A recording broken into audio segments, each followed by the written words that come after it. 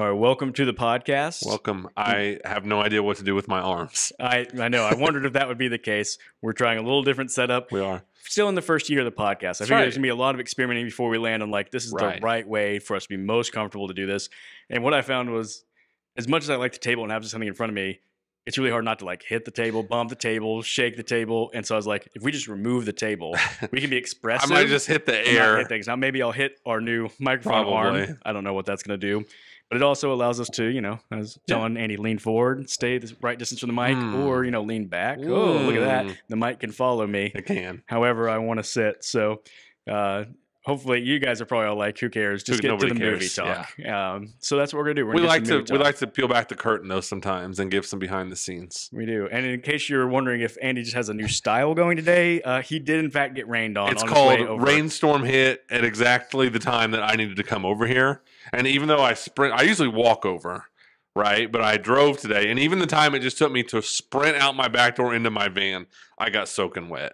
But I don't care. I'm not going to let anything get in the way of talking to you about movies. That is good to know. I admire the commitment, and I feel a little bad for you, though, because it seemed like it came down its hardest, in the 5-minute window that you were trying to get over. I mean, it was literally, just in that moment. But I will not be stopped. It takes more than a thunderstorm and rainstorm to stop me from podcasting with you. That's that's maybe the greatest tribute I've ever gotten in my life. Yeah. So if I look disheveled, it's because I am. Yeah, and if I look disheveled, it's just because that's my look. Okay, in general. Fair enough. So fair enough. It's nothing special, or I did not get caught in the rain. I just look this way. Okay, fair enough. Now that we've established all that, exactly. So today, what we're going to be doing is probably just the final chapter in our action movie drafts, because we've been going by decades. We started the 80s, we did the 90s, the aughts, and the only decade we haven't done that's been completed since that starting point is the 2010s. A thing that we never even planned out, but we just did it once and had so much fun with it, we just kept doing it. Exactly. Now, before we jump into that, just a little bit, I wanted a little bit of a surprise conversation for you. Oh. Because I did not tell you this beforehand, but Friday night, I went and watched Late Night with the Devil. Oh, this is a surprise. I was very excited to talk to you about it. I was like, I'm not even going to tell him. I'm just going to spring it on him. Your willpower is amazing, because when I get movie news, I want to text you so badly. I almost walked out of the theater and immediately texted you, and it did. It took willpower. I said, I'm going to save it for the pod and spring it on him. I'm going to zip my lips and let you have the floor. So this is what I want to say. What a great setup for a movie. Just the entire premise of the movie is brilliant. I was locked in the entire time. From the get-go. Yeah. I mean, you would think, like you said, it's clearly like a gimmick. It is. It's a gimmick I haven't seen before. It's an original gimmick. And it's a gimmick that suited the story they were telling very well. It did. I think that I'm never going to be able we talked about this last week. We're never going to be able to pronounce his name correctly, I'm sure. But David Dastmalchian is what I'm going to try. We're just going to go with that. I think his performance is Oscar nomination worthy. Oh, yeah. I think he's incredible in the movie. And sadly, it will just get completely overlooked. Oh, yeah. It's not the type of movie that's going to get any recognition. No.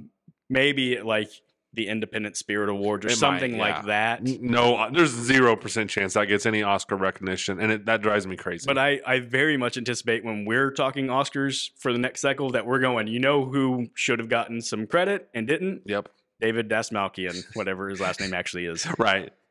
So he was really good. I think other people were really good in it too. Everybody who was in it did a good job. And there was nobody that I mean, David Dastmalchian is the most recognizable face in this movie. When he's the most recognizable face, yeah. And I think for most people, he's recognizable because of his 1-minute role in The Dark Knight, where he's the schizophrenic cop that Harvey Dent takes and is accosting, basically, and then Batman's it's the type of is mind. Is it worth it? Yeah. Type of mind the Joker attracts, whatever he says. Any chance for us to do Batman voice? It's so true. By the way, speaking of that, I was listening to an old episode where you said you were going to, throughout the year, give us Ferrari voice, and I was like, I forgot I even said that. Perfect. Yeah, there you go. So really enjoyed the movie, and then it got to the ending. That's the one. This thing is what I'm dying to know is your thoughts on the ending. And so I was anticipating it because we talked about it, and it gets in that ending, and I was like, yeah, this is weird. This is different. I don't know. And then right at the end, and again, I don't want to spoil it for people either. Right at the end, the way it the last sort of thing it does before kind of snapping back to normal kind of explains what's been happening all along. And I thought, oh, they landed the plane. Okay. It wasn't working at first for me because it was weird and confusing. And then it landed for me. And I was like, I think I really like that ending. Nice. So and that's where I eventually landed. Man, I'm so glad you went to that. You're a great friend and a great podcast partner. I know those aren't your style of movies. I'm so glad you saw it. I'm so glad you liked it. And I feel like we think the same thing about it. Yeah. Yeah. I was encouraged by the fact that, like, I kept thinking if I didn't get to see it before the new cycle of movies came in this weekend, surely it was about to go out of theaters because it's just such a like small, unheard of indie movie. And the fact that it stayed in theaters. Yeah. And then when I went to see it, not like a ton of people, but there was as many people as most movie showings I go to. And I was like, okay, this movie's, I haven't looked at the numbers. It seems to be like doing well. It's hanging in theaters. People are going. I think it's already made like 6 or 7 million. And I haven't looked. Have you? I don't know. It's got to be one of those movies that costs like $1 million. Yeah. Yeah.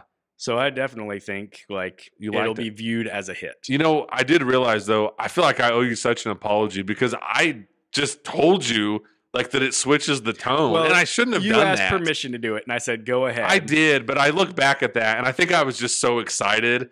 I'm guilty of that. Sometimes my excitement gets in the way of my judgment, and I was like, I should have just kept my mouth shut and not told you about that. So I do apologize for that. No, I actually, like, I think it played out fine. Like, I don't think it messed with me at all. I think it was actually kind of good to know that was going to happen, because I think it was disoriented even knowing. And I think if I had no idea, it'd be a little more disorienting.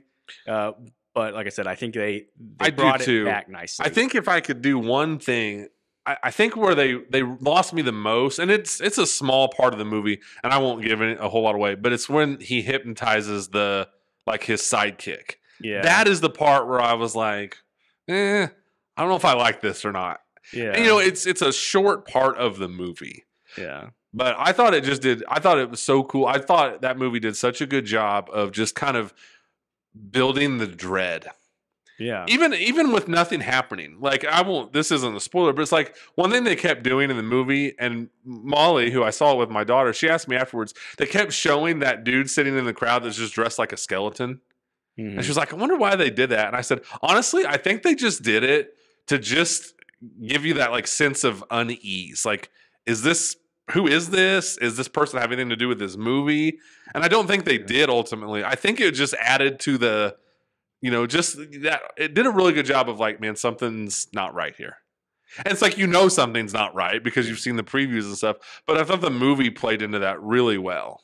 Yeah, it definitely built it was a nice slow build really well. And I think that's what I like about it it's not a movie that's just about being a horror movie. Like, it's not jump scares and like there's constant, I don't think there's any jump scares, scary tension building. It's just kind of developing a story. It is. It's this long show production. Yeah. And as it goes, like you said, it just builds more and more. And it's a horror movie. Like, it has that like feel. But definitely.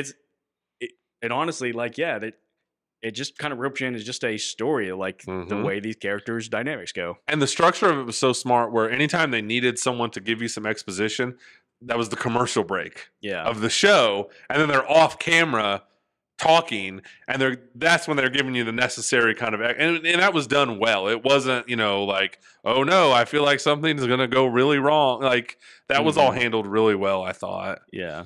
I think it's funny how often the best representations of a horror movie, like homage to it, can be in something that's completely out of the franchise. And that probably sounds so muddled, but what I'm saying is, like, there's been so many attempts to make like bad Exorcist sequels, and here in this movie was like the best homage to the Exorcist, I feel like, since the Exorcist. Absolutely. And it's like, it's not even an Exorcist movie, but they did the best job. Exactly. Just being like that one little part with that, the interview with the lady and that's all stuff. It's like, you've seen that stuff before, but typically, like you're saying, typically not in a good movie. Right. So when that stuff happens in a good movie, it's effective.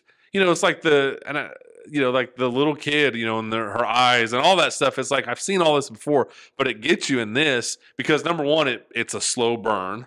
It is a good movie, and that's what makes all the difference. And I thought that kid did a great job. Oh, that was going to be my next note. I'm almost positive I read that's her first acting job, I think. I would say, yeah. I remember looking it up and like she hadn't been maybe like some really obscure things. But I'm like, for what she had to do in that movie, job well done.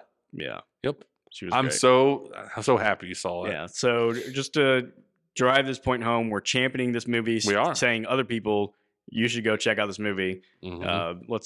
Let's make it a movie that's more talked about, more seen, and like you said, it does feel like it is kind of winning, at the box office. And we had the same experience when we saw it. It wasn't a packed house, but 12, 14, 16 people in there probably.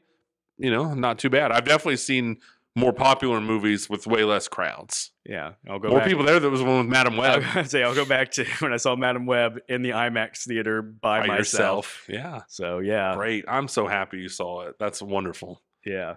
So just wanted to get that conversation going. Great surprise off the jump. Again, I think that's going to become a regular thing on here. Where when we see movies, we're just like, we need to champion them. We do, because I don't even remember what full episode it was when you got to see Godzilla -1. We took a little time being we need to champion this. So it might have been like our, what was that, Oscars or something maybe, like that. Yeah. So just when we see these movies that we're like, these new movies need to be championed, they need somebody. We'll take some time. We'll do it. Yeah. Yeah. All right. Now we're going to get to no matter what else happens now, 2010's action movie draft. Yeah. For this one, we always should discuss this beforehand. That's a staple. Like if we have catchphrases, it's going to be, we should have discussed this beforehand. Right. In this draft, do you want to continue? We could go back and forth, or we can try. I know as much as it confused you, a snake draft where it'd go like me 1, you 2 and 3, 4 and 5, 6. Listen, and 7. you are the boss, so you tell me what you want to do. Okay. You are the David Dalmekian of this podcast. All right. Are you the devil possessed girl? No, I'm his loyal sidekick who sticks with him. Which, by the way, like, he's another guy who hasn't been like in anything. He was really good. And I don't know what it was about him. I was looking at him going like, for some reason he just looks familiar. He looks like that guy. Yeah. But he did a great job. He did, and he had the necessary part of someone had to be like, look, we need to stop this, and he did it, but they didn't overdo it. And now I'll stop talking about this movie because I could go on forever. All right, so let's snake draft it. Okay. All right. I think I'm up for first pick. That sounds. Which would give you 2 and 3. That's fine. And that's, I'm being a little greedy here because that's okay. There is a movie at the top of my draft board that is the one I was like, no matter what, I've got to get this one. Sure. And so I'm kind of happy to go first and get this one. Can we get this out of the way too? We've done this, I think, with other ones. Were there any ones that you just disqualified from your list? Like, once again, I didn't do Marvel this time. I did no superhero. I really didn't do any superhero movies either. Me neither. So that would probably be. I was trying to think of if there was any other ones that I saw, and I'll tell you one that I didn't put on my list was Inception. Really, which is one of my all-time favorite movies. Yeah, but maybe this kind of just weird, like a weird movie guy. I just feel weird putting it in that action category. Yeah, it felt like it was too many genres to just go, here's an action movie. Yeah. So I left Inception off my list, even though it was probably in my top 10 of favorite movies of all time. Okay. It actually, I put a note that said Andy's first pick will be Inception. I left it off. And you left it off. Okay. I did. Fair enough. It just has too much of the sci-fi. And so I just want to talk about this real quick. One thing I noticed in the 2010s a lot, maybe I'm wrong, is just not as many straightforward action movies. Yeah. A lot more genre mixing. Yeah. And that throws me off, so that's why because I was sitting there going back and forth and I was like, you know what? I'm just going to leave Inception off my list. But you are right. That would have been my number 1 pick. Well, now I'm second guessing a couple of movies on my board. It's okay. And if Inception's off, I got some ones that I was kind of looking at going like, is it not? Like, I don't know. We didn't discuss this and it doesn't matter to me. I just personally felt like I just didn't feel comfortable maybe putting it as an action movie. Okay. So. All right. That's because we overthink things when it comes to movies. So that's true. All right. So with my first pick, the movie that I was like, I just have to have is Mad Max Fury Road. Yep. This is one of my favorite movies. It is, when we talk about genres, I mean, of course, there's like sci-fi elements, but it is an action movie. It's an action movie. It's like strapped. That's in, how it was start sold. to finish. You're just going to see some crazy cool action. And boy, does it deliver. Yes, it does. It is one of those stunningly beautiful movies, considering it's set in such an ugly world. Yeah.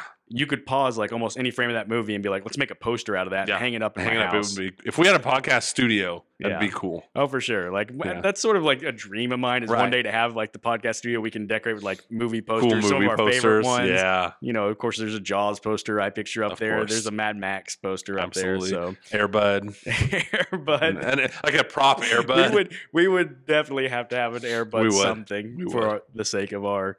But yeah, it's to me, it was one of my favorite theater experiences. It was definitely awesome on the big screen. It was one of those movies like it was so good on the big screen. I was a little worried, like, is this going to lose effect when I watch it at home? And I watched it at home and was like, nope, still love it. Still absolutely love it. Yeah.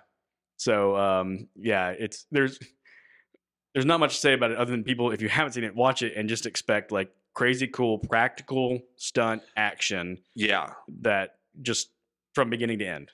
One of the all-time great how did they do this movies. Yes. There's a book out about the making of the movie because I've heard that the making of was just like a nightmare. Yeah. That it was really troublesome. And I really want to read the book, but it's one of those that like when it first came out, it was really expensive. And I'm like, I'll give it a while. And eventually new book prices will go down and maybe I'll get it then. And I think it's called Blood, Sweat, and Chrome is the name of the book. Nice. So you want to talk about being a movie nerd, reading books about making of movies. Done that before. Yeah. And like, it's so weird to say with Mad Max, like that Tom Hardy's good in that movie. Yeah. Because I don't know. I don't remember off the top of my hand. His dialogue is very limited. Very limited. Yeah. There's a chunk of the film where he's, like strapped to the front of some kind of vehicle. He's got a thing on, but it's like his presence on screen, his mannerisms. He does so much with his eyes. Yes. Like the little like looks and stuff. Like he's about to drive into a storm and the sort of like, oh shoot, panic. And he does a lot with his expressions. He does. It's such a cool movie. Was that an IMAX for you? It wasn't. I don't think, because I don't know. I don't even remember if there was an IMAX option for me when I saw it. Maybe there was. Maybe I even did, but I just don't recall. I just remember it being amazing. Fair enough. Yeah. Yeah. I mean, I completely agree with everything you said. And it's now, it has led to a movie that we're both very much looking forward to this year in Furiosa, hoping that it can kind of recapture some of that magic. So absolutely. All right. So that leads to you having the next two picks. All right. I'll go Inception. I'll just break my own rule. Perfect. What's it matter? What does it matter? This is our podcast. We can do whatever we want. And I'll go Inception just because any excuse to talk about Inception. And what I said earlier does stick. I do feel, I don't want to say I'm doing it a disservice, but just to go, this is an action movie. Mm-hmm. It is, I don't know if even sci-fi, so Nolan, like I don't even know how to classify this movie. I mean, in some ways it's a character-driven movie. Yeah. But it obviously has action. Yeah, and I think that's what Nolan is sort of most famous for, though, is taking action or genre, whatever genre it is, and making it an elevated form of it. Yeah. So even like the Dark Knight trilogy is like, it's a superhero trilogy, but it's like elevated. Inception's an action movie, but it's elevated somehow, and that's what he does. And then, kind of in a weird way, it does share a lot in common with something like Mad Max, where, in the fact that Nolan does everything he possibly can practical. Mm-hmm. And gosh, I can't think of enough good things to say about Inception. I mean, so original, so creative. A complaint from people is that it's confusing and it's convoluted and all that stuff. I don't see it that way. And it's not because I'm some superior thinker. It's like, nobody else gets this movie, but I do. I do think, in the midst of what that movie is, it does make sense, for what it is. And, I think Nolan, I think we talked about this maybe when we did the Dark Knight movies, where sometimes Nolan doesn't get enough credit, or people even point it out as a weakness, like his writing. Mm-hmm. But I think his writing shines in something like Inception, where as these characters interact with each other, they're essentially explaining what is happening to you. But it doesn't feel forced. Like it's happening within the dialogue of the movie. And then, if we're going to talk about action, just some unbelievable scenes that are you know, like you talk about a lot of times, like movie physics, like there's really no limit to what they can do because this is all taking place inside of a dream. And that sometimes can go really wrong, I think, because it's just like, well, we can just do anything. And this is, but Nolan still, even though like at one point in the movie, they're like in a dream, in the dream of a dream of a dream. But like, you know, outlandish stuff can happen, but it still kind of makes sense, if that makes sense. Mm-hmm. And Nolan just has a good grasp on that. You know, it's like we talk about like Madam Web, where it's just like, well, everybody's just doing anything and everything, and I still don't even know what the powers of the people are. But in this movie, he's got that free reign, but he still manages to keep it under control, but still gives you those really great visuals. And just the ending battle is like they're on snowmobiles for a while, and that could go really wrong. You know, like I don't even know who's who, but because it's in the hands of Nolan, and like you said, everything he does is just elevated. It's the sci-fi and the action and the visuals and all that stuff done by Nolan. So done at the highest possible level. I don't know if I've ever asked you this. Do you have a take on the ending? On the totem spinning? I do. I think he's in reality. Okay. I do. I'm not really basing that off anything. I just think maybe that's just what I want to think. I'm gonna say that's me. I love a happy ending. Yeah. And I like to believe, yeah. I've convinced myself because you're on this journey with these characters, and Tom Hardy once again in this movie, and once again really good. Love Joseph Gordon-Levitt in this movie. He is so good in this movie, and I mean he's a star, but I'm surprised this didn't just because he did this and Dark Knight Rises like pretty, maybe almost back to back, pretty close at least. He's good. Tom Hardy's good. DiCaprio's good. Cillian Murphy, you know, back when he was only doing supporting stuff in Nolan's movies, and just one of my all-time favorite movies, and just such a, you know, visually pleasing movie to watch. And DiCaprio's always great, but it's the Nolan show to me. Yeah. I do think it's the last thing I'll say about that movie is it's one of those movies that makes you want to buy a suit.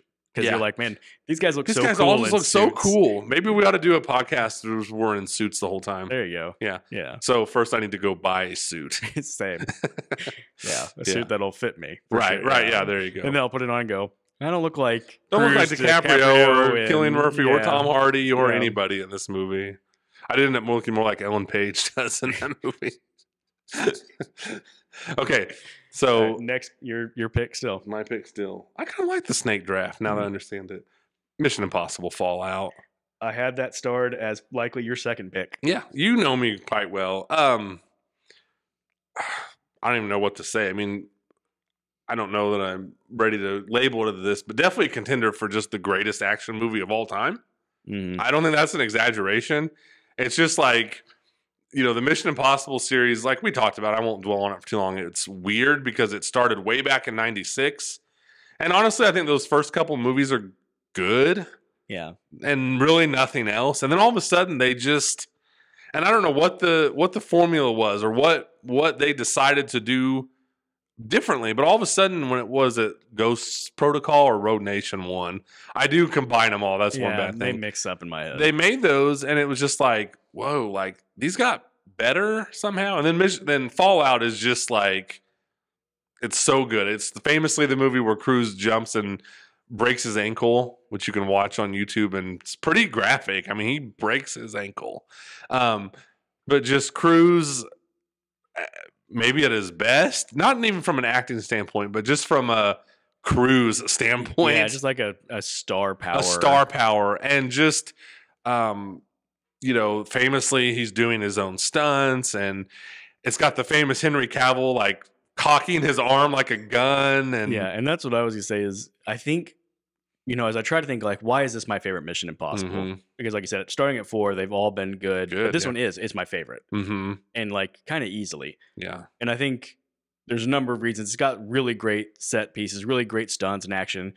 But I think if there is a fault in the Mission Impossible universe, it's that the villains usually aren't that compelling. Correct. And Henry Cavill was the best villain he's had to go up against so far, because it's the first time there's been a villain that had sort of the same star quality that Cruise has to go up against. That's a great point, because they're a little generic usually. The villains are, I mean. And I think the Mission Impossible series, I think one of the smartest things they've done, whether it was intentional or not, they've made it.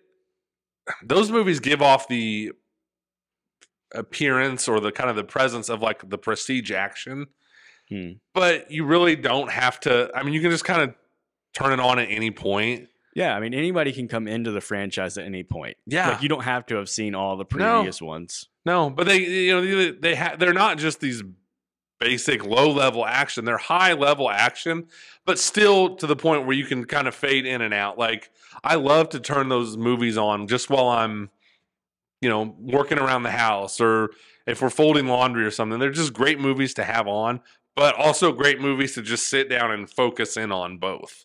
So that's just a win. And I mean, just a blast and thrilling from start to finish, unbelievable ending where him and Cap, where it's like they take off in a helicopter and the Ethan Hunt character is like, it's fine. I'll just, jump on and grab this rope. And of course it's all ridiculous, but because it's so well done and because Cruise is Cruise, you're like, you know what? He probably could do that.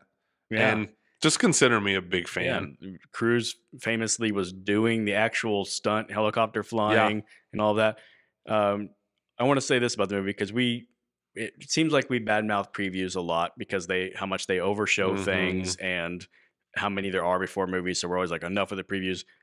I remember this being just an awesome preview. The type of preview where I'm like, put this preview in like the Hall of Fame of previews because it just looks so awesome. And it's like it usually just has that Mission Impossible theme just blaring and just quick cuts quick cuts of like helicopters spinning and, you're like, flying and you're like, here's my wallet. I mean, I still feel that way. Yeah. I love Dead Reckoning. I can't wait for the next one to come out. And until they prove me wrong, they've got my money. So that's totally fair. Yeah.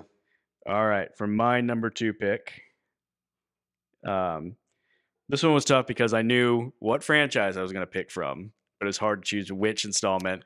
I'm going to go with John Wick 3. Okay. I was going to say you're going John Wick. I am going John Wick 3. And I think the reason I'm going with John Wick 3 is for the purposes of being the action movie draft. I think John Wick 3 has the best action. Yeah. I think John Wick, the original, might still be kind of my favorite just because of like it being the origin story, the first one. Well, it just came out of nowhere. And it's the one that's there's not a lot of story, but it still tries to have some character story. By John Wick 3, they're just like, here's 2.5 hours of awesome choreographed action. Yeah.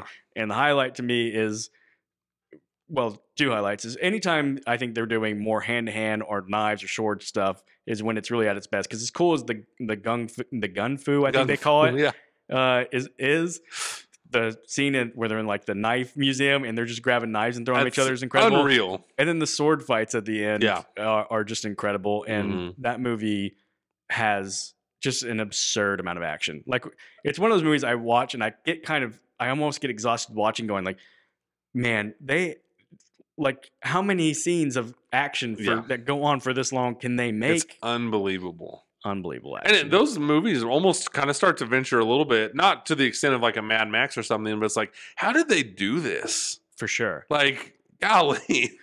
Well, and again, it's famously directed by former stuntmen, so it's their passion. You know it's what they're all about, and it shows because they're just crushing it with the stunt choreography and filming of it, and it just kind of makes you wonder, like,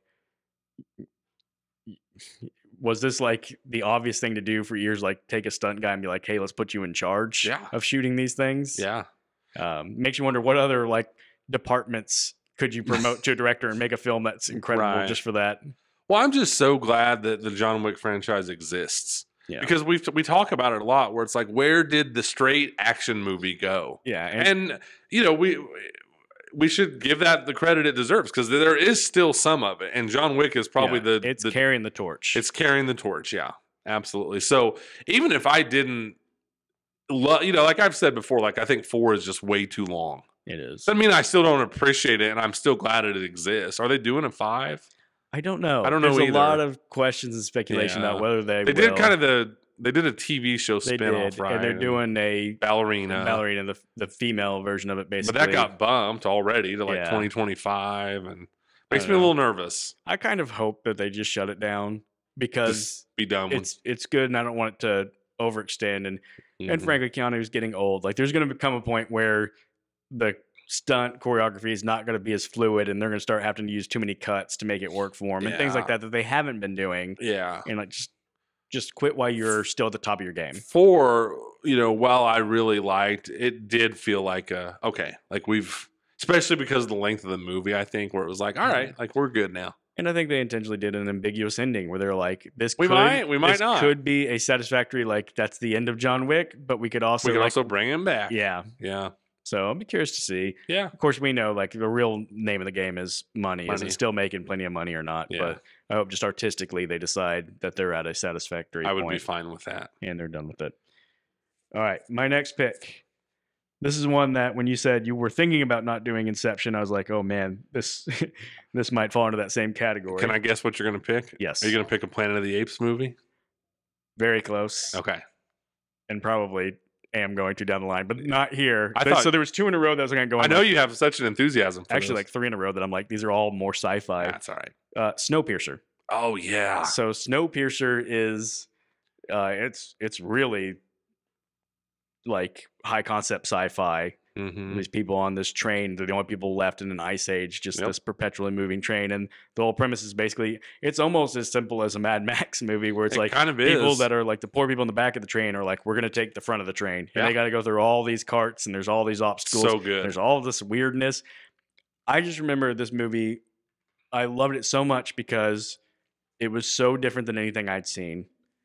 And it just felt like for the first time in a while of watching movies, I was like, oh my gosh, like I've never seen anything like this. I never felt like this, and I don't no idea what's going to happen. Mm-hmm. And it actually, like, you could talk about the ending and whether you like it or not, but like I liked it because I just, again, all the way to the very end, I was like, I have no idea what's going to happen. And even when it ends, I'm like, I have no idea how I should feel about that. And I just wanted to like rewatch it immediately. Yeah. And I love that feeling of a movie of like, I just need to rewatch immediately. And I've rewatched it several times. And every time I watch it, I'm like, it holds man, up. I really enjoy it. I'm in on the ride every time. They made a TV show I haven't visited. And I'm like, I have no interest because I like the movie so much. I'm almost annoyed that the TV show exists with like a same premise. Yeah. And I'm like, why are you redoing this already? Yeah. But I love Snowpiercer. It's really, really good. Yeah. Yeah. Was it a theater one for you? It wasn't. Me neither. It was one that I hadn't even heard about till it was out on video. And I think I could be wrong. I don't think it made much of an impact in the theater, unfortunately. That would have been a movie, like you were talking about earlier, we'd be championing. Oh, for sure. We definitely would be taking some time on the podcast to talk about. And it's one that I think if it came out now would definitely get a lot more. I do too. Because of it being Bong Joon-ho, who's now an Oscar-winning director and filmmaker. I agree. It was a little surprising it wasn't bigger because it was Chris Evans after he was already Captain America. Mm-hmm. But I think it was just so like gritty and independent and weird that people just like completely just ignored it, I guess. It's just it's too bad when that happens. Because I don't hear what I don't hear is people seeing it and saying they just don't like it. Yeah. Most of the time it's just people haven't seen it. Or, even worse, haven't heard of it even. Yeah. Because I've brought it up to different people over the years in conversation, like I have no idea what that movie is. It's like, oh man, go check it out. Yeah. That's a great pick. Thank you. All right, next 2 are yours. Man. It's so funny I stressed about these drafts. Now this is where I'm gonna be honest. I nailed that your first 2 picks would be Inception and Mission Impossible Out. I have no idea where you're gonna go from here. I really don't either, to be honest with you. You know what? It feels so weird not to have one on here, even though you did. I'll go John Wick 2. Okay.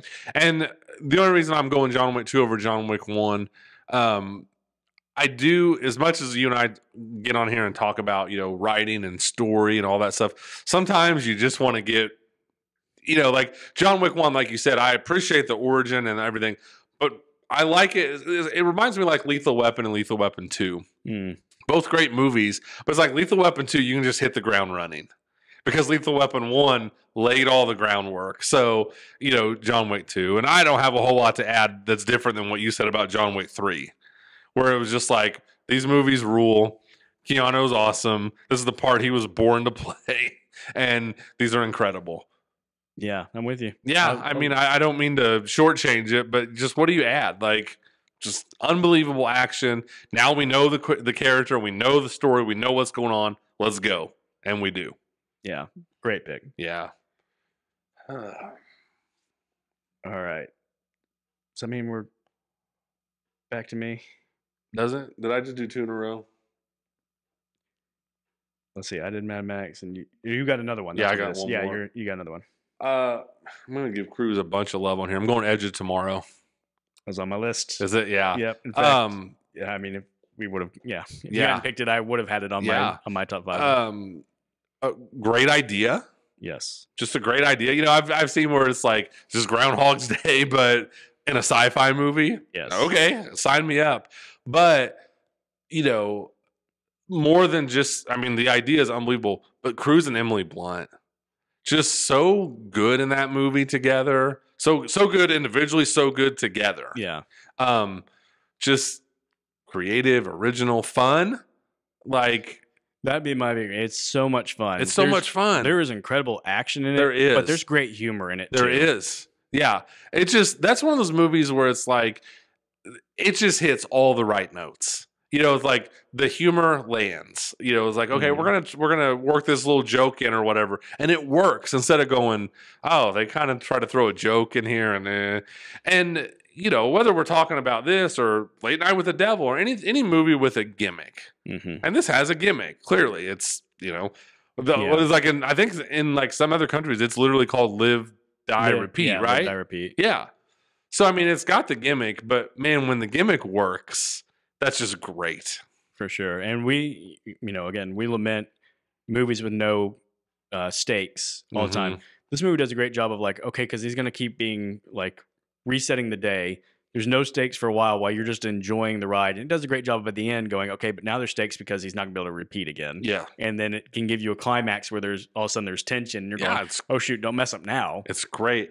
I just love like you know, it's like once they are in on the gimmick, it's like, okay, we've got to use our time and learn a little bit more each day. And that stuff, when it's done right, it just works. And like I said, unbelievable Cruise, Emily Blunt chemistry. Yeah, they do. I think the most impressive thing about that movie, and I credit to the screenwriters, because I would wonder how I would try to do it, is the way that they jump time without showing you like, okay, now he's done this a dozen times. Now next scene, you just got to know he's done it 100 times, or you know, he's lost count, and it's just like progressively getting further along, and them just deciding how to just jump along without telling you exactly how many times. They don't hold your propulsive. Yeah, they don't hold your hand through it. They're trusting you as an audience to understand. Okay, he's done this a bunch of times. They don't, like you said, that's fun how they decide or what they don't decide to do. So just a really good movie, and one that I find myself like maybe like once a year. I'll just be like, you know, I'll stumble across it on a streaming service or whatever and be like, oh, I'm going to give this a watch. And it's a great rewatchable. It's a really fun rewatchable. Just like with the Mission Impossible movies, it's a movie you can just throw on and be doing other stuff. But you know, there's going to be moments where you're just going to stop and watch for like 5 minutes. Oh, yeah. You're like, okay, I've got to do my stuff. And then you stop and watch for 5 minutes. Watch. So just really, really fun. Yeah. Great pick. All right. My next one, you already called this shot a little bit. Dawn of the Planet of the Apes. Yeah. So, yeah, I should have known when I was describing a franchise and saying I don't know which one I'm going to pick. You would lean there, or you know, this is sci-fi. Dawn of the Planet of the Apes. So, how many came out in the 2010s? I think all of them did. That's what. Okay, but I'm not. So is that 3 then? Yeah. Okay. So Dawn came out in 2015. Yeah, that sounds right. And so I think Rise was like 11 maybe, and then War was like 18. Okay, I think that's right. Sure. But Dawn is, I've said it before, is my favorite of the trilogy. I think it's got the best action of the trilogy. It's got this great sequence that I think of when I first thought of it, I was like, can I count this as action? I don't know what you count this as, but then I was like, okay, there's a scene where the apes are attacking the human compound, and Koba, the bad ape, jumps onto a tank and like throws guy and takes it over, and then there's this tracking shot following like from Koba's perspective as he rolls through this town and he's shooting, and it is one of the most impressive, unbelievable, amazing action tracking sequences I've ever seen in a movie. And I was like, oh yep, I'm counting that as action, because that is incredible action. Enough. No, those are great movies, and it's proof, like however we've talked over all the podcasts we've done, where it's like neither one of us, I don't think, would say like we don't like special effects movies. When we complain or when we criticize, it's we don't like lazy special effects movies or dull special effects movies, or sometimes the special effects look terrible. Like, give me a special effects movie, that's fine. And when it looks as good as it does, as the apes do in these Planet of the Apes movies, I'm all for it. Yeah. And that's, the difference we're talking about here is the special effect, the whole thing you've got, or is the special effect serving a purpose to a greater story? Yes. And that's what it is in this movie. Like, you have a good story. To have the effects to have the apes, but your story is about the apes and what they're doing and the human interactions. Yeah. And the effects have to serve that story. Yep. And so that's, whereas the Transformers movies, the whole point is the effect of, look, we robots. Just are vomiting special effects up on the screen. Yeah. Yep. I really feel like Transformers gets a lot of hate on our podcast. I know. When there's probably, a dozen other examples that would be equally effective. But for some reason, we go to Transformers, and you know what? I'm sorry, Transformers fans, but that's what it is. They deserve it. And stop making them. There's like 9 of them. It's ridiculous.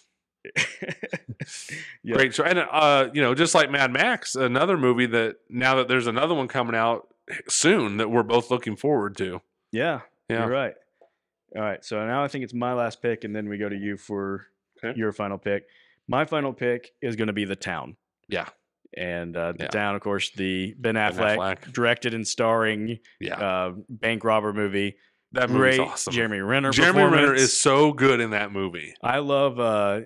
There's one of those classic behind the scenes stories, which I've heard from other people before too. That there was a security person or somebody that actually didn't know Jeremy Renner was in the movie and thought he was just some Boston guy because he was doing such a good job of playing Boston guy. I think Renner got an Oscar nomination for this movie. He might have, and he should have. He should have, yeah. It was well deserved. It was really good. But, it's often given credit for being like the best shootout scene since Heat. Yep. After a robbery. That's a great action sequence. That's unbelievable. All around. Affleck is, I think he's just a good action guy because, I mean, it's not a secret, but he's like a big guy. He's a big, strong guy. And like when he does action stuff, you're like, okay, I buy it because he's a big physical guy. And, but he's also just a good actor. He is. And I think Affleck is really good at like, you buy him as just a dude, but you also buy him doing these, like he, it's like Arnold feels like he's from a different planet. And absolutely. We love Arnold. I love Arnold. He feels like he's from a different galaxy. Affleck, even though he's this movie star and he is a big dude, like he still somehow feels like just a dude, like that you would. Yeah. For sure. Mm-hmm. So yeah, it's great. I mean, like, I don't know. I'm a sucker for like a bank robbery movie. Oh yeah, for sure. Like it's always a great premise, but this one it's more than that. It is because it's a great like relationships movie. The way the characters connected, like him and Jeremy Renner's character have a great dynamic. Well, it's got the famous scene. I don't remember the exact dialogue. I'll butcher it. Where he's like, "I need a favor. I can't tell you anything. I don't remember." And Jeremy Renner's like, "All right, let's go." Because you can't ask me any questions, and we're going to hurt some people. Yeah. And Jeremy Renner says, "Whose car are we taking?" Yeah. And it's just you see that still, but yeah, and you're right. It does. Action is cool and action is great, but action involving characters that you care about, that's when you take that leap into next level stuff. Yeah, for sure. And The Town does a really good job of that. Also, just it's worth pointing out, I think, too, like we've talked about it a little bit. I love movies that make the location of the movie almost like a character. Yeah, and it for sure does in that one. And like Heat does the same thing. Dark Knight does the same thing, where they make Gotham. It feels like it's a character in the movie. And this is another good example of that. And that's successful when it's done right. Yeah. Yeah. For sure. My last pick, isn't it? Yes, it is. I hate the last pick because you don't. Well, you know what? I'm going to pick one. I always like to be a little weird once in a while in here. Baby Driver. Okay. Have you seen Baby Driver? I have seen Baby Driver. I like Baby Driver. I really like that movie, and I think it qualifies as an action movie. Yeah, I'm with you. I mean, I remember reading before where it was like, it's like a car chase musical, is what I remember reading once. I don't remember like it was a review when it came out, but just the way they used the music in that movie to go along with the, just unbelievable stunt, I guess you'd call it, like stunt work. And what's the guy who made the movie's name? I'm blanking on the Oh my writer director who also was part of the like Shaun of the Dead type. Edgar Wright. Edgar Wright. Thank you. It's a very Edgar Wright. It's a very Edgar Wright, and I wouldn't even say that. Like, I know Shaun of the Dead is like revered. I'm fine or whatever, but I really like it. Do you? And that's fine. I'm not begrudging anybody. My point is, like, I was not like, oh, I'm an Edgar Wright guy. And so whatever, you know, it's, I don't feel like him like I do about like Scorsese or someone. But this movie where it was just like, okay, all this Edgar Wright stuff that he's doing is really, really working for me in this movie. And it's, you know, it's kind of weird, and it's, the characters are very eccentric, and but man, the car stuff, the chases, the car stunts, essentially, you combine it with that soundtrack and that music, and count me in. Great supporting roles from Jamie Foxx and John Hamm and Kevin Spacey. It's got great humor, great jokes, like Michael Myers mask. And it's Austin Powers mask. Oh my gosh. Like, you're supposed to get Michael Myers mask. Like, this is Michael Myers. And I was going to say that, like, whatever I thought about the movie, once that happened, I was like, all right, like, this movie just won me over with that. So, yeah, just kind of a, you know, it's not a Mission Impossible movie where it's like super mainstream. But just a movie that came out. And, I bet if we were doing a podcast back then, it would have been one of those movies to me that almost kind of snuck up on me. So I don't remember, a lot of buzz about it. Maybe I was just missing it. But then I saw it and I was like, whoa, like, this movie's awesome. And yeah, I just really like that movie. It's a blast. It's a ton of fun. And action movies should be fun. I know that's stating the obvious, but they need to be fun. And at some point, I don't want to, spoil anything here, but at some point I want to do an episode where we do, I thought they were going to be a bigger star, and not that he's like hasn't been still acting stuff, but Ansel Elgort, who plays the lead in this. When I saw this one, he'd already been in a couple things. He'd been in like one of those teen tragedy romantic comedy thing or whatever. And he was in this one, and I thought, okay, this kid, he's going to be a star. And he's been in things. He was in the West Side Story movie, but his career hasn't taken off like I expected after watching this movie. It seems like, if I remember right, around the time probably of like Baby Driver and stuff like that, you were hearing the conversations about him like you're hearing now about like Timothée Chalamet. And he just didn't quite, and I don't know why. I've never dug into it, but he just didn't quite reach those levels. I think it was A Fault in Our Stars. I think that was the one that he was in. That was such a big hit. And there's still time. Obviously, he's still a younger guy. I was trying to think, like, what was the last thing he was in? It's a great question. I don't know, but really good in this movie. And just a ton of fun. So definitely one worth checking out. And I could be wrong, but I feel like maybe this was another one too that just didn't make like a huge box office impact. I don't think. Probably not, because if I remember correctly, like Edgar Wright loved making this movie, from what I understand. And I think he was even interested in like doing another one. And I'm pretty sure that if it had been a big box office success, he would have. Now, maybe I'm just, messing that up, and that's not true at all. So I'm sorry, Edgar Wright, if I'm misrepresenting your intentions, but I felt like I had heard that like this, kind of not a passion project, like as in something that somebody had been doing for years, but just a movie that he felt very like this is my kind of movie. This is my kind of movie, and we pulled this off. And it's just a really good, really fun, and it's unique. It's kind of weird in a way, and just a really good time. So let's talk through some honorable mentions. I don't know how many you'll have. This is probably not as loaded. It's not as loaded as like the 80s, but I think we've done this every decade since the 80s. When we did the 80s, we're like, there's so many action movies to choose from. And we're like, I don't even know if we can do the next couple decades because is there. And then as you go through it, you're like, okay, find that there's more than I thought. A couple that I definitely wanted to give some shout outs to. This one I didn't put much consideration into because I didn't want to count it as Warrior, because I was like, it's kind of more of almost like a sports movie than an action movie, but it's MMA. Tom Hardy. This was my introduction to Tom Hardy. Was it? Where I was like, this dude he's just got that screen presence. He's got that screen presence, like, and he is awesome and plays like such a good guy, like tough guy. In the movie. Nick Nolte perfectly cast as like the dirtbag.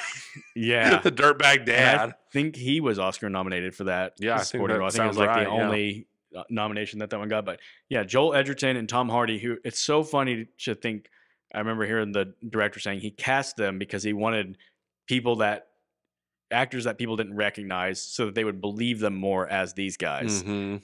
And now they're both huge stars. Tom Hardy, of course, another level than Joel Edgerton, but Joel Edgerton's a star in his own right. Yeah. Man, I want this next Venom movie to come out so Tom Hardy can just get away from this terrible Venom universe. Yeah, I think we're both anxious to see how The Bike Riders is. Yeah. See if that's another good one for Tom Hardy. Another movie that I wanted to shout out that I gave strong consideration to is Dredd. Mm-hmm. The Carl Urban. So that's a good movie. Yeah. It's on my list. And I've seen that in the last few months. I think that movie was so damaged by being associated with the terrible Sylvester Stallone movie. Yes. And it just couldn't overcome that because you watch it. Like, Carl Urban's really good in that movie. Yeah. That's a good movie. Yeah. And he's doing a Tom Hardy type thing where he keeps the helmet on the whole, because apparently that's the true thing to the comic book. I remember hearing among all the myriad problems with the Sylvester Stallone movie was that he spends most of the movie with his helmet off because he's Sylvester Stallone. And he wants, you got to see your face. And Carl Urban's going, yeah, no, it's okay. Cover my face for the whole movie. I'll wear the helmet and you'll see this much of me. But he does a good job. And he does a great job. Yep. And it's just, again, I love movies that limit the setting and they're trapped in a building with a bunch of criminals. It's a good movie. And they've got to kind of fight their way through. Yep. It's a good movie. Yeah. Did you have any others in your honorable mention? I had some. I didn't want to overdo it on the cruise, but I did put Jack Reacher on there. Okay. One of the great, like, I'll watch it every time I come across it on YouTube clips with the him fighting the five guys in the bar fight, where he does the great. I mean, it's got the greatest pre-fight talk where he's like, it's 3 against 1. The guy's like, "How do you figure it's 5 against 1?" He's like, "It's 3 against 1. Yeah, you got to take out the main guy. I assume that's you. Then there's always 1 or 2 enthusiastic wingmen. 2 of them always run. Yeah, and it's just Cruise being Cruise. Yeah, and a lot of fun. I had a movie on there. Kind of an obscure movie. It's called Hannah. Okay. It's Cerise Ronan? Saoirse Ronan. Okay. Saoirse? I don't know. You know what? If we've proven anything on this podcast is that we cannot pronounce anybody's name. I've heard her pronounce it, and it's like one of those names I can like hear her saying it in her head, and but you can't say it through my mouth. And I'm going to be really embarrassed. That's going to be like the famous person I actually get to meet one day, and I'm not going to be able to say her name, and I'm going to mess it up. This is why we both like Tom Hardy, because it's just got an easy to say name. No, but she's like kind of like a kid assassin type movie, and Eric Bana's in it, and he's good. Yeah. Like, he's another one of those guys. He'd be great on the Why Isn't This Person a Bigger Deal podcast. But, like, it's just a movie I always liked. But, ultimately it's like, but is it worthy of, like, if I only get 5 choices, does it belong there? But I did want to shout it out. It's a good movie. So there's a TV show. Yes. That it did the Snowpiercer thing where they did a TV show where it basically follows the same premise. And I actually saw the show before I saw the movie. And I really enjoyed the show, at least the first season of the show, and then it kind of went off the rails. Sure. And then I watched the movie, and the movie was definitely like a weirder version of whatever they like. The show told a little more like serious and straightforward, and the movie was they were definitely experimenting and trying stuff. But it was still good. Yeah, just definitely a movie I wanted to shout out. I wrote a couple of down, but I really don't even believe them. One movie I did want to shout out, and it's ridiculous, is The Grey with Liam Neeson. Love The Grey, where he just beats up wolves. Yeah, it's a movie, man, and it like that's one of those movies like I saw it in the theater, and kind of a spoiler, but that movie just ends. Yes, and you're like, wait, what? Did the projector just quit? No, this movie's over. Are you kidding me? But it's a good. It's like a survival. Yep. Liam Neeson getting to be Liam Neeson, and that's a good movie. It's another one that I'm like a sucker for. Is the surviving? There's a group of people, and like one by one, like the different pitfalls. Catch them, and it's a good one. It's fun. Yeah, I think it didn't have great success because, as much as Liam Neeson, after Taken, kind of got stuck in this one mode, doing the same thing, it was slightly different. Like, he wasn't playing like the I'm just totally in control type of awesome guy. He's playing a guy who was the tough guy. He was the like hired hunter for this group of people, but he's also just like a very broken man and independent, and he's kind of like, we're all screwed, but I'll try to help. I'm going to survive. If you guys want to join me, you can. Like, he's just not. He's the typical hero that he knows. He's actually like a character, instead of a caricature. Yes. So it's a fun movie. It's a good movie, and it kind of came out before Liam Neeson kind of jumped the shark into just doing every generic action movie ever. So for sure, yeah. I had a few more. Go ahead. So Looper was one, which was Bruce Willis. Got our guy, and Joseph Gordon-Levitt in it, yeah. Another kind of like high concept sci-fi movie. You know what drove me nuts about that movie? What's that? Is them trying to make Joseph Gordon-Levitt like the prosthetics that make him look more like Bruce Willis. Yes. I was like, just leave that alone. That was so distracting to me. That's just probably a dumb nitpick, but that is a good movie though. Yeah. One I should have mentioned that I crossed off the list because war movies are kind of like a separate thing from action. I left war movies off. Yet, for some reason, some war movies still feel more like action movies than even like war movies. Because like Saving Private Ryan is just, that's drama. Like it's so real and serious. But the one I thought about was Fury. Brad Pitt, because it leans a little more like, less like I'm showing you an emotional war movie versus just like an action movie in a war setting. Battles of war, yeah. But I was like, it's still too much war that I'm gonna leave it off. It is a good movie though. Yeah. And then 2 Denis Villeneuve movies, Sicario and Blade Runner 2049, which Sicario is probably a little more traditional action movie. I would say so, for sure. Yeah. Whereas Blade Runner is a lot more very sci-fi and it's a slower pace. It doesn't have the action movie like kind of pacing, but Sicario has got some great action set pieces in it. The like border highway shootout, the like tunnels with the night vision shootout, like and then great cast. I love Benicio del Toro. I do too. Even though I think it gets maybe just a hair silly in a movie that's very grounded and realistic for the most part. Like his character is just almost a little too but he's so good at playing just a very stoic, awesome. Like that's a really good movie, man. It's a good movie. Yeah. No Book of Eli. So here's one thing that I noted on here.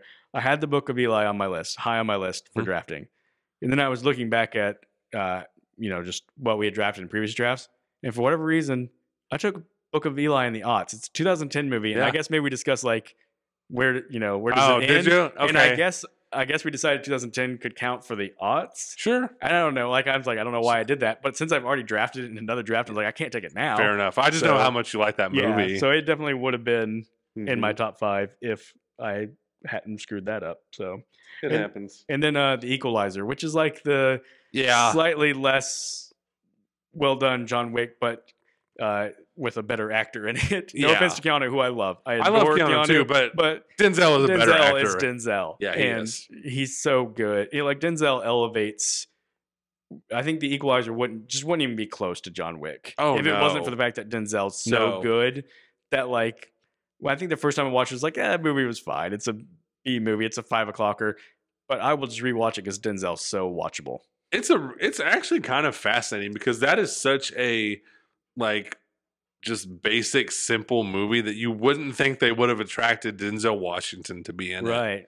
But they do, and they end up making 3 of them. Yeah. Yeah. Those are really fun. And I can watch all 3 again. Me too. Because Denzel is he's one of those guys that I'm like, I don't know. He's been in some bad movies. I don't think he's ever given a bad performance. Oh, no. I don't think he's ever done a Joaquin Phoenix Napoleon movie where you're going, he just phones it in. What is he doing? Yeah. He's just not doing anything. And there's just something so like, it just makes you like Denzel even more that it's like Oscar winner Denzel, but he'll be in The Equalizer. Like he has no problem just like, I'll just beat up and kill a bunch of people really violently. And he did the same thing with Man on Fire. Yeah. Yeah. Yeah, I love action Denzel. I do too. Yeah. Yeah. He's got a great presence for it. He does. Yeah. You know what? Neither one of us have mentioned are any of the Fast and Furious movies. That is shocking. I can't believe we didn't mention the because if you Google like if you do the thing like Google like best action movies of the 2010s, they pop up on every list. Yeah, I'm just like, no, I'm not doing it. I refuse. I'm sure there's be some Transformers movies that there probably would be, list. But yeah. I'm good for us for not. I will throw out that the superhero movie that I started to consider before I just rolled out like I'm not going to put in any superhero movies was Man of Steel. Yeah, Man of Steel. I maintain it's my favorite Superman movie, and I think it's got really a long shot. I think it's got really great action in it. I like Man of Steel. If we ever did happen to do like a DC or what went wrong with DC podcast, I would definitely give Man of Steel. I like Man of Steel. I think it's good. It's on Netflix now. Netflix, I think. One of the streaming services. I'd say Netflix did, get all the DC stuff from And I was HBO. watching it the other day, and I was like, you know what? This is a good movie. Henry Cavill got screwed by DC. Yeah. Yeah. But we could also have a whole podcast of actors who got screwed by DC. Ben Affleck, again, I think he was good Batman. Great Bruce Wayne. In my opinion, been the best Batman casting, and he didn't get a single good movie to be in. He didn't get a single good scene to be in, I don't think. Yeah. Yeah. Poor Batfleck. I know. And then he was even going to write his own Batman movie, and that really bummed me out. I wanted to see his. I wanted to see his solo Batman movie. one that he would. He was going to write and direct it, I think. He's definitely going to direct it for sure. And I imagine, probably write it. Probably. Instead, we got the Matt Reeves Batman, which is I'm still kind of conflicted on. Because when I watched it, I really enjoyed it. I have not been able to revisit it because I just sit there and think it's really long, and I remember not being really satisfied with kind of the culmination of it. It is really long. That one of the all-time examples of this movie should not have been 3 hours. Yeah, I like it. Paul Dano was amazing in that movie, I think. Yeah, and I think that's maybe the most frustrating part is it's a movie I really want to revisit, and have just because it's as long as it is. I'm like, if you would cut it down, I would have rewatched this maybe more than once by now. It's a long movie. Yeah, I wonder if Matt Reeves will look back and say something about that, like Paul Thomas Anderson did about Magnolia. Well, I'm really interested to see because they announced the second one. It just got moved. It's like October 2026 because apparently every superhero movie has to be delayed at least a year. I'm interested to see if that's one of the things they do, and if they make that very well known, like, hey, we've cut down on the runtime. Yeah, because I'd say that is by far the biggest criticism of that movie. Yeah. And I think the most shocking thing of that movie, which is so funny, I don't even remember the rabbit trails that brought us to this movie, but I don't either. Colin Farrell was really good as the Penguin in that, but I never thought, what he needs is a spinoff show, and that's what we have now is a spinoff show of Colin Farrell's Penguin character, who's really just like a generic mobster character. Yeah, I don't know why that exists. It's just called Penguin, I think, and I watched the trailer, and it just looks okay, I guess, but just ultimately, it's like I don't need to see. Yeah, I don't need to follow this character. It's a very good example of a show that I'm like, I have no plans to visit this unless I just hear the buzz that this is shockingly incredible. So much better than it should be. Yeah. Then maybe I'll give it a look. I doubt I will. But I think they're also planning on I've been doing like a Arkham Asylum spinoff show. I don't know. We'll save all this for another day, I guess. So yeah. So what's your takeaway from 2010 action movies? Do you have one? I think it's just, and we kind of talked about this in the aughts. It's like you said at the beginning, it's the blurring of genres. Mm-hmm. It's the fact that outside of the John Wick movies and probably the Equalizer movies, which are kind of throwbacks to that 80s style straight action, almost all of mine that I was going through, I mean, Mad Max, Snowpiercer, Dawn of the Planet of the Apes all have that sci-fi element. Yep. For you, Inception, Edge of Tomorrow have that sci-fi element, and that's what so many of them are now. And that's, again, not entirely new because you've got your Terminators and Aliens 2 are aliens, movies that have been action movies with a sci-fi element. Right. But it just seems nowadays like, it doesn't go straight up action as much anymore. Yep, not as much. And, they just don't make, I don't know, just the Stallone Schwarzenegger era was just so unique, and those guys were so unique, and they just don't have guys like that anymore either. I mean, I love Cruise, I love Denzel. I'm not complaining necessarily; it's just an observation. Yeah. Arnold was a one of one. Stallone, just very unique guy. Dolph Lundgren, all these guys that came from the '80s, they were so unique.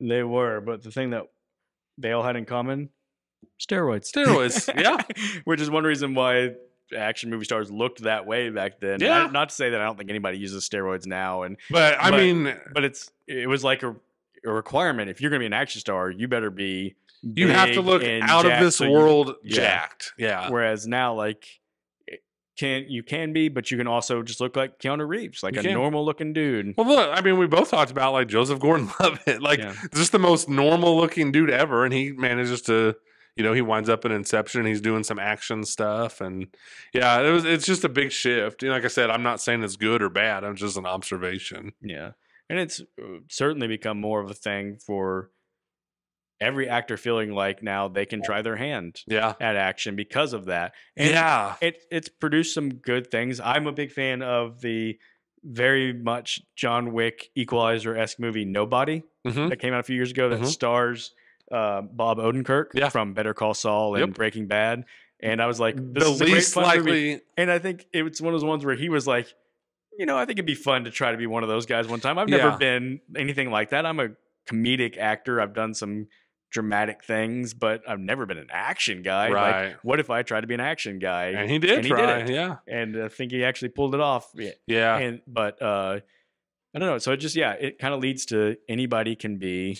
Yeah. Can try their hand at it. It doesn't work for everybody, but sometimes you give it a shot. What you do get, and again, I think what you do get is some really talented actors doing action movies that it actually elevates it. Going back to the Denzel example. Yeah. You know, Denzel saying like, sure, I can be the action hero who beats anybody up. Not because I look like it, but because I'm Denzel Washington. Because I'm just going to be such a presence. No one's going to question that I'm this guy. Right.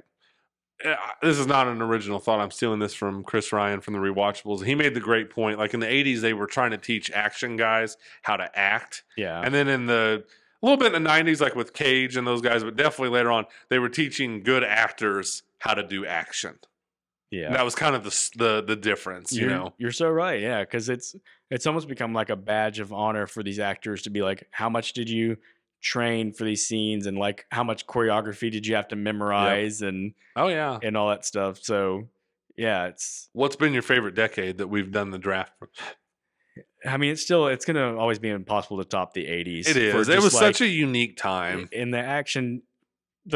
Again, just the thing about the 80s that's so great is there was no question of like, does this movie fall into the category? You know, it falls under the category. You didn't have to wonder too hard. Yeah. No. Whereas, you know, these movies, every top 5 list we chose, of course, when you're choosing 5 movies from a whole decade, you're going to have a great 5. So every list I've had, like, I love my 5. But as far as being like action movies, if somebody's like, I need to watch a good action movie, you're going to recommend something from the 80s. Yeah. Like all 5 of those fit the bill, and there's no like, well, do you want action with a bit of just action. Yep, I agree completely. The 80s will always have my heart for action movies. So, yep. Well, that'll wrap up our action movie drafts. We're kind of sad. We're gonna have to figure out something else. Maybe we'll go through with like indie movies or dramatic movies or something. Yeah, kind of sad. The drafts are fun just to fill in the gaps, but. Next week, we don't have a plan, but I was hoping maybe I was going to float out to you. Maybe we could talk Civil War if you have any plan to go see that movie. I know I'm going to go see it. I will go see it. So yeah, we'll talk Civil War. Sounds good to me. And that'll be our plan for next week. For now, really thankful for everybody who tuned in. Yeah, absolutely. And watched. And we'll see you guys next time. See you next week.